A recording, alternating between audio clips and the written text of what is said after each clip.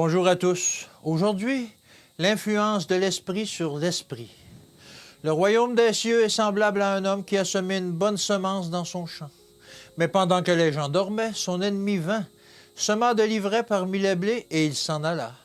Matthieu 13, au verset 24 et 25.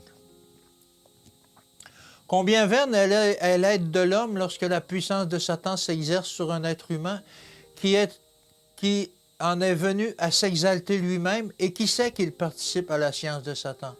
Rempli de confiance en soi, il tombe droit dans le piège de l'ennemi et il est pris. Il n'a pas prêté attention aux avertissements donnés et il est devenu la proie de Satan. S'il avait marché humblement avec Dieu, il aurait couru au lieu de rendez-vous fixé par le Seigneur. C'est ainsi qu'il aurait été à l'abri au moment du danger, car l'Éternel aurait dressé pour lui un étendard contre l'ennemi. Le danger accouru en tardant à venir à Christ n'est pas discerné par ceux qui sont sous l'emprise de Satan. Mais lorsqu'elle ressent et reconnaît sa culpabilité, l'âme frappée se réfugie en son Dieu.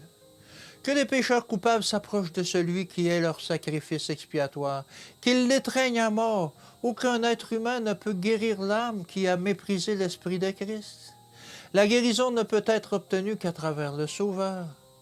Nous vivons à une époque de scepticisme et d'incrédulité, une époque qui est le blâme. Que les hommes se défient de la façon dont ils accueillent les suggestions des forces sataniques. Qu'ils se souviennent qu'en se moquant des avertissements du Seigneur, ils s'abandonnent à leurs propres machinations. Le seul espoir qui reste est de se tourner vers Dieu d'un cœur ferme. Dieu pardonnera aux transgresseurs s'ils se repentent. Les hommes se sont détournés des avertissements donnés et ils sont trompés par l'influence de l'esprit sur l'esprit. Les conséquences sont des plus déplorables. Un pécheur sous l'influence de duperie de l'ennemi peut causer un mal incalculable. Oh, combien d'âmes ont eu leur foi ruinée et leur confiance ébranlée par des protestations de croyances et des témoignages, prononcés par ceux qui, pendant des années, ont catégoriquement prouvé qu'ils n'y croyaient pas. J'ai été soulagé quand certains de ceux qui avaient fait ces déclarations décidèrent que le moment était venu de s'y opposer ouvertement.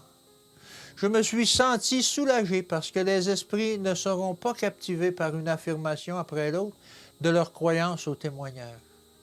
Si seulement ceux qui croient ces hommes pouvaient comprendre comment le Seigneur considère leur confiance en ceux qui, tandis que leurs prochains dormaient, ont semé de l'ivraie parmi les blés.